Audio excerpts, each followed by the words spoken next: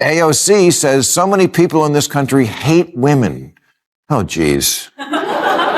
Even the guy at the party who pulls out a guitar is like, way to ruin the fun.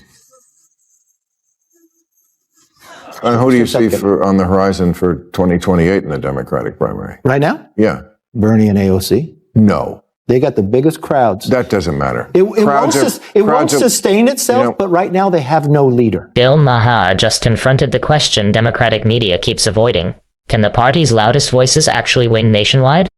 Viral clips and massive followings may create buzz, but presidential campaigns require surviving tough interviews and persuading voters far beyond political TikTok.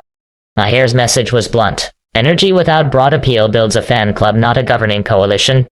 There's Democrats and there's Democrat socialists. I mean, those are two distinct parts of the same party. I mean, they are obviously in a coalition together, but people who are Democratic socialists make that distinction. They say, I am a Democratic socialist. That's Bernie Sanders. That's Mondami. That's the mayor of Seattle. A number of them. And so far, it plays in big cities. But there's no evidence yet that you can take that outside of major metro cores in this country. Look, Bernie Sanders is 0 for 2 running for president. That cuts through the myth. Bernie's message was heard twice, and voters rejected it twice. His influence on wages, healthcare, and college costs is undeniable, but influence is not electability. One earns applause, the other wins the White House. The left keeps mistaking passionate support for a national majority that has already failed to materialize twice. For example, Bernie Sanders, his big thing was always bringing single-payer health care to our country of 340 million. But when liberal, tie-dyed Vermont tried to do it for a population of 626,000, it collapsed like that poor in the Oval Office last week.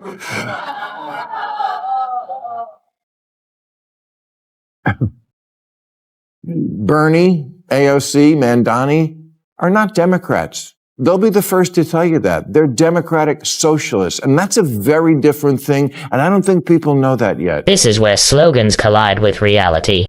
Universal healthcare may be a worthy goal, but someone still has to pay for it. Vermont tested the idea and abandoned it when the costs became clear. Reform is possible, but make it free is not a serious funding plan. Voters need more than promises, they need the actual price tag. Reporting how much Latinos despise the woke term Latinx. It's about as popular with them as a reboot of Speedy Gonzales.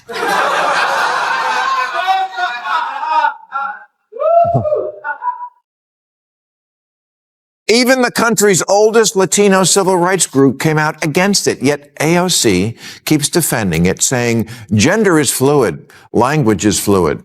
Yes, and Latino voters are fluid.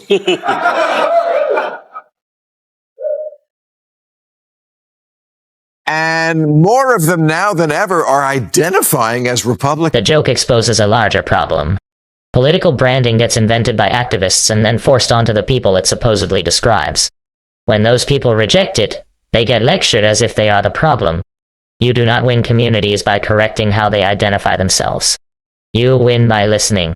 When a label is more popular with consultants than with the people expected to wear it, stop defending the PowerPoint and start hearing the voters. Would and should the U.S. actually commit U.S. troops to defend Taiwan if China were to move? I think that this is such a, I think that this is this is, of course, a very long-standing policy of the United States. Oh, my Lord. That was at the Munich Security Conference months ago, ladies and gentlemen. That means she flew overseas to tackle a subject she knew she was going over there to tackle, knowing the question that was going to be asked, and that was her response. What am I missing?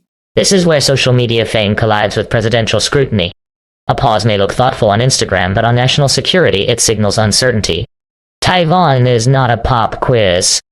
A serious candidate needs a clear position because allies are listening, adversaries are watching, and one weak answer can fuel an opponent's entire campaign.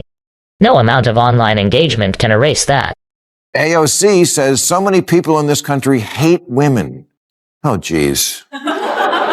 Even the guy at the party who pulls out a guitar is like, way to ruin the fun. Congressman Jamal Bowman says capitalism is slavery by another name. No, it's not. It's the thing that has given more people more prosperity and hope than any other system, flawed though it surely is.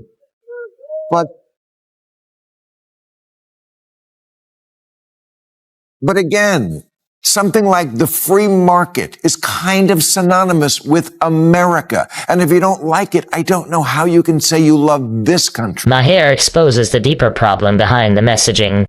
Accusing millions of Americans of hating women or calling capitalism slavery may thrill activists, but it alienates ordinary voters. Most people do not want to destroy the system, they want it fixed. Reform wins support. Blanket condemnation drives it away. Okay, how about this one? Workers can migrate free across borders. That seems like was a loser for the Democrats last time. I don't think that's going to be a winner. Or is it really even What the does right it thing even to do? mean? Open borders.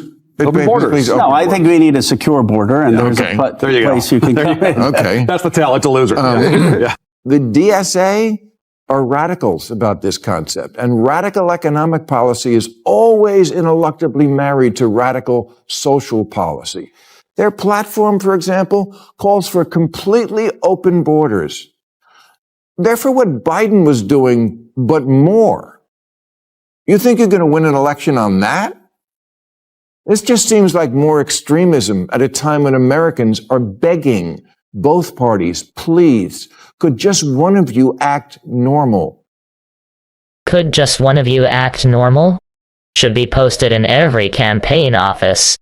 Border security and humane immigration policies are not opposites.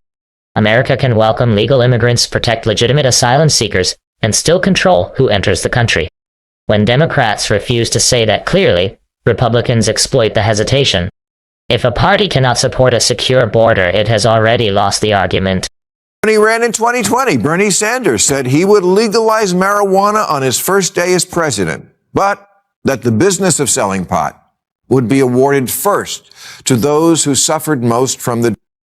And you know what? I can't argue with that instinct. The has been a horrendous instrument of prejudice and punishment for racial minorities. So it seems fair that they jump the line for franchises the way Indians did for casinos. But it's also what's holding up Republican support for legalizing nationally, which would be good for everybody. And these are the hard, practical choices the Democrats have to weigh. Redress the past, or reach out to the gettable white voter who says, you know what, I'd like a shot at getting in the pot business. This is how popular reform gets buried under ideological overthinking. Legalization already has a winning case. Regulate the market, collect taxes, end unnecessary arrests, and save police resources. Addressing past discrimination matters, but perfection cannot become the enemy of progress. Passing 80% of a solution helps more people than demanding 100% and achieving nothing. Chuck Schumer has been in elected office for 50 years. 1974, he was first elected. 50 years. AOC will absolutely kick his ass in a primary. She is the leader of the Democratic Party in this moment, and will continue to be, I think, the biggest driver of where the party goes from a governmental policy standpoint. And that drives many of my colleagues crazy. But the fact is, she has tapped into the base of support within the Democratic Party. And you see the juxtaposition between her and Chuck Schumer. This goes far beyond one Senate primary. Schumer has the establishment, but AOC controls attention. Yet winning a deep blue primary is nothing like carrying Pennsylvania, Arizona, Georgia, or Wisconsin. The activist wing may dominate the Democratic Party while remaining too polarizing to win nationally, taking control of the clubhouse, but losing the stadium. Who do you see on the horizon for 2028 in the Democratic primary? Right now? Yeah. Bernie and AOC. No. They got the biggest crowds. That doesn't matter. It won't sustain itself, but right now they have no leader. Okay? But this is the thing the Republican Party has to understand too. Both parties lost in the last election. Trump won. Okay? And I don't know if that's going to transfer. We should have won 4 more seats in the Senate. If you looked at the last 70 races for the Senate, 69 fall exact. But AOC and Bernie, and who's at the top of the ticket? They're going to lead right now. Who's at the top of that ticket, Kevin? Maher is right. Massive crowds do not guarantee votes. But while mainstream Democrats quietly debate electability, Bernie and AOC are touring, fundraising, and dominating social media. That early momentum could shape the primary before moderates even organize. The party's center has voters but no leader capable of turning them into a movement. What should have happened after that is one of the adults on stage should have told their young, loyal followers, this is not a symbol of freedom. This is.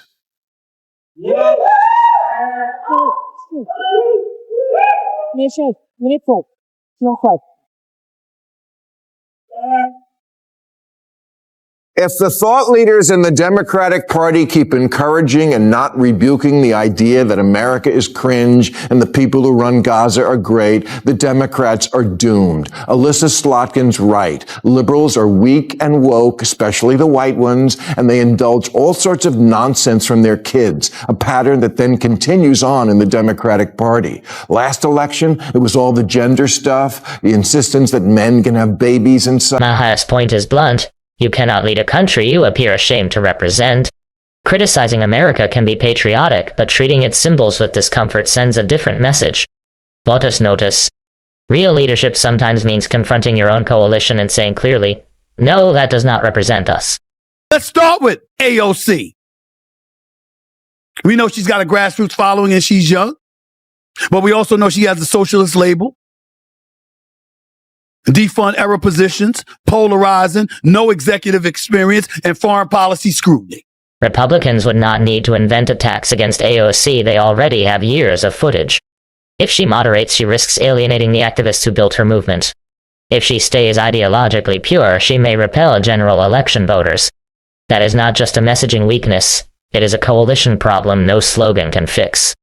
One wing is saying, don't ever use the word socialist again, and one is saying, I am a democratic socialist. Clear, huh? So how do we decide who's right? Well, it turns out we don't really have to flip a coin. We have the evidence. In 2024, 13 Democrats won in districts Trump also won. All moderates. This isn't rocket science. All the left-leaning think tanks have done autopsies on 2024, and they all came up with the same message. Move to the center. Even the New York Times, which did so much to promote woke politics, now says the partisans are wrong. Moving to the center is the way to win. And Democrats should recognize the party moved too far left on social issues after Obama left office. Gosh, if only someone had been saying that all along.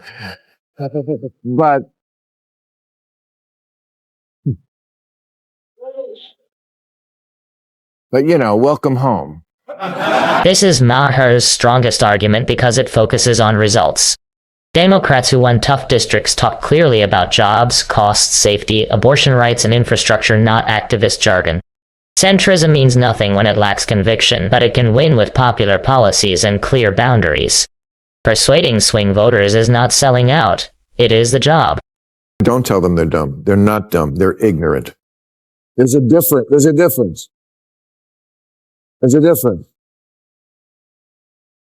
To call someone stupid, yes, that's wrong. Stupid, you can't help because you're fucking stupid. But calling them ignorant would be a terrible electoral strategy. It's electoral, yes. Electoral, yeah, you know what I meant. Electorally, yes. That would be a terrible strategy. Maher's larger point is that social media rewards confidence over knowledge and punishes complexity. Democrats cannot win by lecturing voters or treating disagreement as ignorance. They must explain trade-offs clearly and stop making ideological purity the price of admission. Bernie and AOC can generate enormous enthusiasm, but national elections require a broader coalition. Democrats should secure the border without demonizing immigrants, reform capitalism without attacking prosperity, expand healthcare honestly, defend minority rights without imposing labels, and criticize America without appearing ashamed of it. Maher is not asking Democrats to become Republicans. He is warning them to stop driving ordinary voters away. By 2028, the real question is whether anyone in the party will challenge the far left before Republicans turn its own words into campaign ads.